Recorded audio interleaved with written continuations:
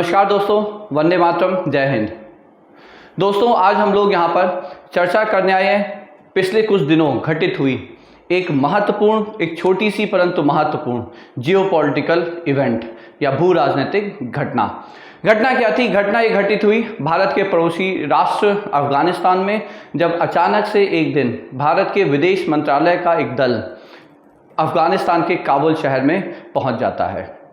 अब यहाँ पे दो तीन चीज़ें पहले समझनी महत्वपूर्ण है और फिर हम जानेंगे या समझने का प्रयास करेंगे कि इतनी महत्वपूर्ण घटना क्यों थी। पहली चीज़ कि इस दल को लीड कर रहे थे विदेश मंत्रालय के ज्वाइंट सेक्रेटरी। यहाँ तक सेक्रेटरी भी नहीं थे। ज्वाइंट सेक्रेटरी एक बहुत ही महत्वपूर्ण पद है विदेश मंत्रालय में। ज्वाइंट सेक्रेटरी के ऊपर सेक्रेटरी आता है विदेश मंत्रालय के, फिर उसके बाद सीधे विदेश मंत्री ही होते हैं। परंतु विदेश मंत्रालय के ज्वाइंट सेक्रेटरी इस दल को लीड कर रहे थे और इस दल में एक और बहुत ही महत्वपूर्ण बात नोटिस की गई कि एक महिला अधिकारी भी थी। तालिबान ने जब से अफगानिस्तान में कब्जा किया है, सत्ता पे कब्जा किया है, वहाँ की चुनी हुई सरकार को बेदखल करके जब से वहाँ पे सत्ता पे कब्जा किया, तब से बार बार ऐसी सूचनाएं आ रही हैं कि महिलाओं के अधिकार और वहाँ पे जो लड़कियाँ हैं उनके अधिकारों का लगातार हनन होता चला जा रहा है। तो पहला महत्वपूर्ण यहाँ पे एक पॉइंट ये था कि उस दल में भारत ने ये सुनिश्चित किया कि एक महिला अधिकारी रहे, जिससे कि वो तालिबान को एक संदेश दे सकें कि जब तक आप सारे अफगानियों को एक साथ जैसा ट्रीट नहीं करते, तब तक आप ये अपेक्षा ना करें कि भारत आपको कोई मानवीय सहायता छोड़ के किसी और प्रकार की सहायता प्रदान करेगा। अब जब वो दल वहाँ पहुँचता है तो एक और महत्वपूर्ण बात यह है कि उनसे मिलने और सीधे वहाँ के विदेश मंत्री और उप विदेश मंत्री पहुँचते हैं। तो ज्वाइंट सेक्रेटरी लेवल के अधिकारी से मिलने वहाँ के विदेश मंत्री आते हैं और जब ये मुलाकात होती है, उसकी फ़ोटो रिलीज़ की जाती है, तो बैकग्राउंड में तालिबान का तो झंडा होता है, परंतु भारत अपना झंडा लगाने का इजाज़त उन्हें नहीं देता है। क्यों? क्योंकि जिससे ये संदेश ना जाए कि भारत ने तालिबान की सरकार को एक्सेप्ट कर लिया है, उसको लेजिटिमेसी प्रदान कर दी है कि हाँ, वही लेजिटिमेट गवर्नमेंट है अफगानिस्तान की। अभी तक भारत ने तालिबान की इस सरकार को एक्सेप्ट नहीं किया है, उसके अभी भी उन्होंने माना नहीं है कि तालिबान ने लेजिटिमेटली उस सरकार पे या सत्ता पे कब्जा किया है। तो अब ये दल पहुंचा क्यों?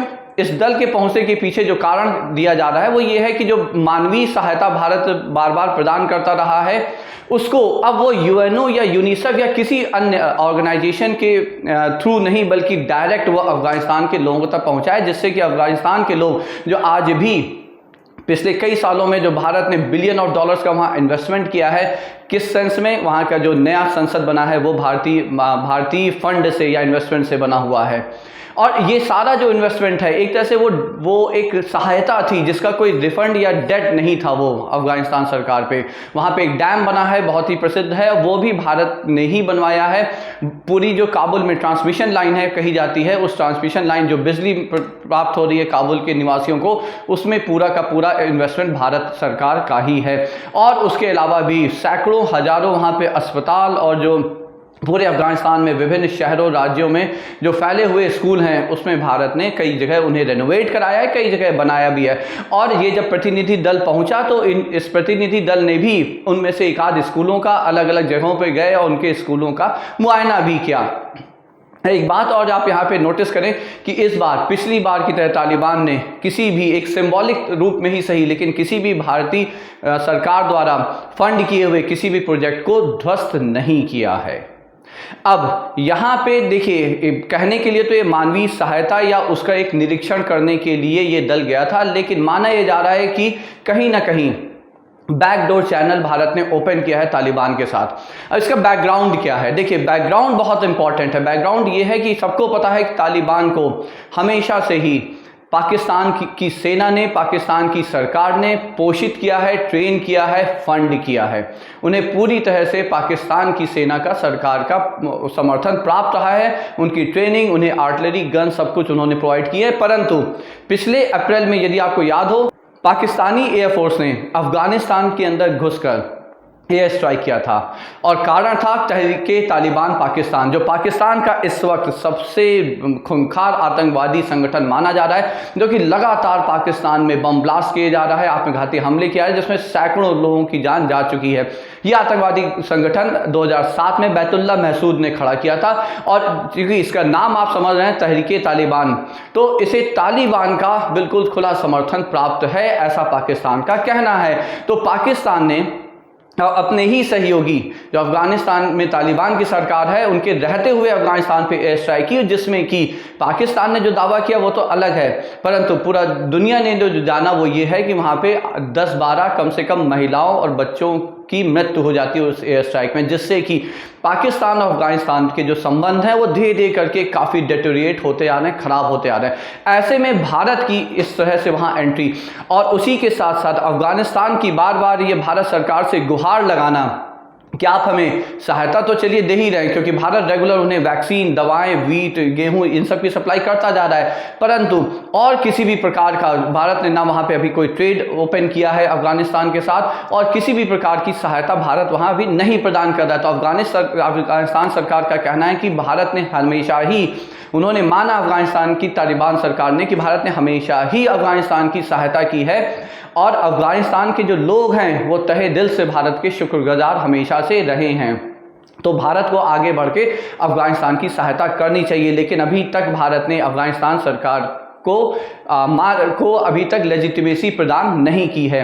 हाँ, यहाँ पे एक मुद्दा और है, एक इम्पॉर्टेंट पॉइंट है कि क्या भारत का वहाँ पे दूतावास बंद हो गया है, तो इसके जवाब में विदेश मंत्रालय का ये कहना है कि भारत ने अफगानिस्तान में काबुल स्थित अपना दूतावास बंद नहीं किया है।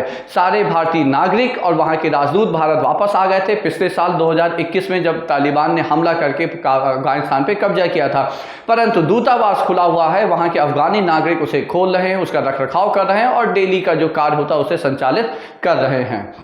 अब एक और दृष्टि से ये घटना बहुत ही महत्वपूर्ण थी, वो ये है कि देखिए, आप समझिए अफगानिस्तान की पोजीशन को, उसकी स्थिति को। यदि अफगानिस्तान के साथ भारत के एक लॉन्ग टर्म में एक अच्छे संबंध स्थापित हो जाते हैं, तो वो एक डायरेक्ट एक्सेस का पॉइंट बन सकता है भारत के लिए, सेंट्रल एशियन राष्ट्रों के लिए। जो सेंट्रल एशिया के देश हैं वो भारत के साथ प्राचीन काल से उनके साथ भारत के बहुत ही अच्छे मधुर संबंध रहे हैं। यहाँ पे आपको ये जान के थोड़ा आश्चर्य जरूर होगा कि सेंट्रल एशिया के राष्ट्र ताजिकिस्तान में भारत का एक एयरफोर्स का बेस भी है, लेकिन पिछले कुछ महीनों के, रादर आप कहें कि एक आध सालों में, चाइना ने उन सेंट्रल एशिया राष्ट्रों में अपनी नज़रें गड़ा दी हैं, और धीरे धीरे करके वो उसमें मजबूत पैठ बनाने के प्रयास कर रहा है, जिसे भारत जिसको लेकर भारत अब सतर्क हो गया। अच्छा, एक यहाँ पे एस्पेक्ट ये भी है कि चाइना के वहाँ एंट्री होने से रशिया भी थोड़ा सा अब वहाँ पे सतर्क हो गया है। रशिया और चाइना सेंट्रल एशियन राष्ट्रों में प्रभुत्व के लिए या वहाँ पे अपने प्रभाव बढ़ाने के लिए एक दूसरे के कॉम्पिटिटर बन के खड़े होने वाले हैं।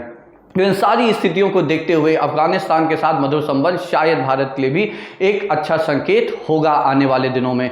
तो ये जो दल का जाना और वहाँ पे उसका स्वागत सीधे विदेश मंत्री द्वारा किया जाना और उनसे बहुत ही गर्मजोशी से स्वागत करना, उन्हें जहाँ जहाँ उन्हें जाना था उन्हें खुद स्वयं लेके जाना, ये दर्शाता है कि तालिबान सरकार कहीं ना कहीं अब भारत के साथ एक अच्छे संबंध बनाने के लिए ज़बरदस्त तरीके से प्रयासरत है। और उसी के साथ साथ चूँकि पाकिस्तान के साथ उनके संबंध तेज़ी से बिगड़ते चले जा रहे हैं, पाकिस्तान ने वहाँ पे एयर स्ट्राइक भी की है, पाकिस्तान का भी एक दल वहाँ पहुँचा था, लेकिन उसका पर्पस वहाँ किसी मानवीय सहायता प्रदान करना नहीं था। खैर, पाकिस्तान कैसे मानवीय सहायता प्रदान कर सकता है जब वो खुद बहुत ही बड़े इकोनॉमिक क्राइसिस, एक तरह से लोन डिफॉल्टर होने और बैंक्रप्सी की तरफ बढ़ चुका है।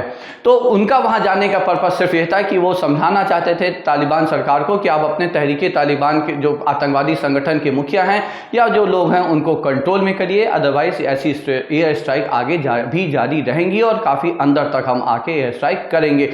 तो बिगड़ते संबंध पाकिस्तान के साथ और मधुर होते संबंध या उसकी एक शुरुआत हुई है भारत के साथ, इसको पूरे विश्व में एक महत्वपूर्ण घटना के रूप में देखा जा रहा है। तो चलिए, ये हो गई आज की चर्चा। आज्ञा दें, नमस्कार।